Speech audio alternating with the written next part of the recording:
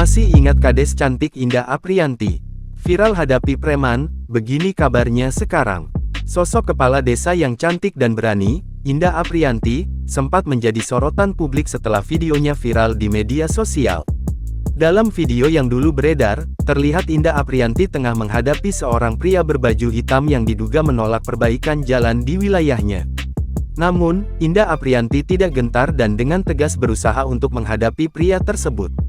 Ketegasan dan keberanian Indah terlihat dalam interaksinya dengan pria itu. Videonya yang viral pada bulan Juli lalu, menuai dukungan dan apresiasi dari banyak warganet.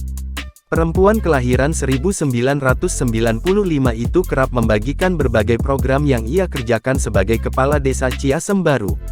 Dilansir dari akun Instagram miliknya, Indah Aprianti merupakan lulusan Fakultas Hukum Universitas Indonesia Angkatan 2012. Lantas, bagaimana kabar Kades cantik Indah Aprianti sekarang? Menilik akun TikToknya @nengkades, Kades cantik ini masih aktif mengunggah aktivitasnya sehari-hari. Indah Aprianti diketahui baru saja menjadi bintang tamu acara Ruang Tamu di Museum Nasional Proklamasi. Ia juga sempat dipanggil kembali oleh kampusnya Fakultas Hukum Universitas Indonesia untuk menjadi narasumber di penerimaan mahasiswa baru. Download Tribun X sekarang, menghadirkan lokal menjadi Indonesia.